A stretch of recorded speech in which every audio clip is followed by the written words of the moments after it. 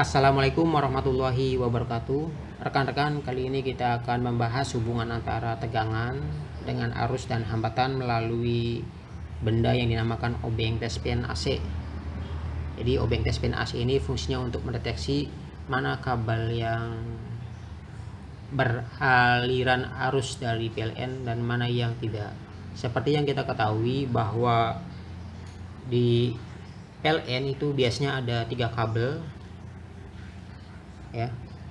Nah, satu kabel itu ditanamkan ke dalam tanah atau bumi atau yang disebut ground, kemudian 2 kabel lagi netral dan yang ada arusnya warna hitam dan warna biru itu biasanya disalurkan ke rumah-rumah melalui atap rumah. Ingat ya, jadi yang disalurkan ke rumah itu biasanya ada 2 kabel ini, sehingga sesuai dengan colokan itu lubang ini ada 2, itu menunjukkan mana lubang yang netral dan mana lubang yang ada arusnya gitu ya. Kita coba dengan kabel yang ada dan obeng tespien AC nya ini kita deteksi.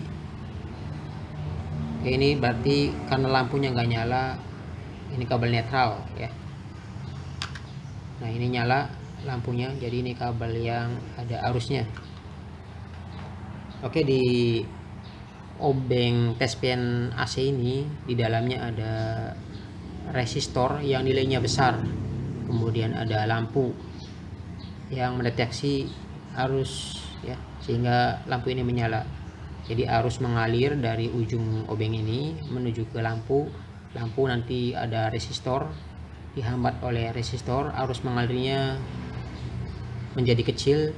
Nah, kemudian menuju ke logam ini ke tangan kita, dari tangan kita ke badan, ke kaki, lantai, kemudian menuju ke bumi dan bertemu dengan kabel ground yang dari PLN sehingga lampu ini menyala.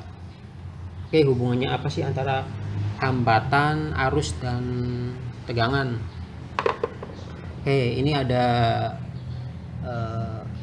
lambang V, ini voltase atau tegangan, itu diartikan sama dengan arus dikali resistansi.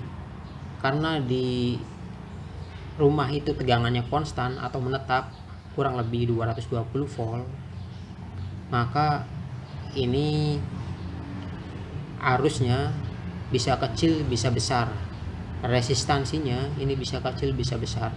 Kalau resistansinya besar, arusnya kecil. Kalau resistansinya kecil, arusnya besar.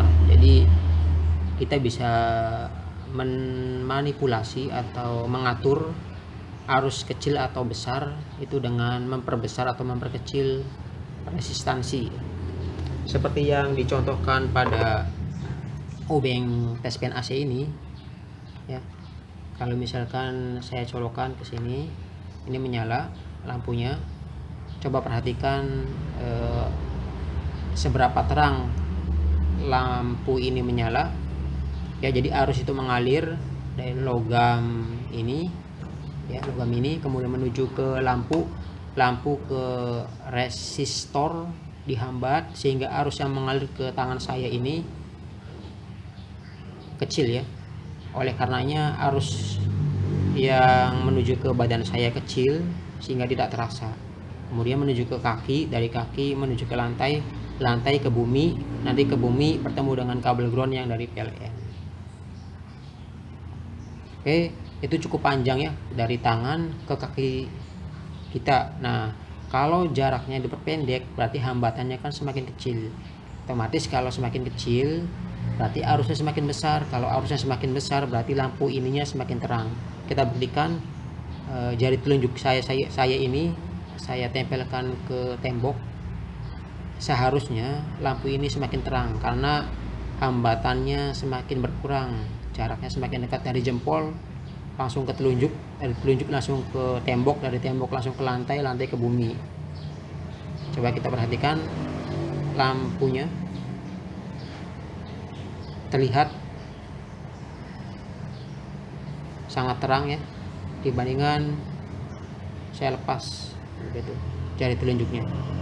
Perhatikan lagi, Saya lepas lagi, saya tempelkan lagi, semakin terang. Nah, ini menunjukkan bahwa ada hubungan antara arus dengan hambatan. Kalau hambatannya saya kurangin, tidak melewati kaki lagi, atau melewati kaki tapi dipersingkat dengan jalur lewat telunjuk arus saya, sehingga tuh menyalanya lebih terang ya, arus yang mengalirnya semakin besar. Itulah hubungan antara arus, tegangan, dan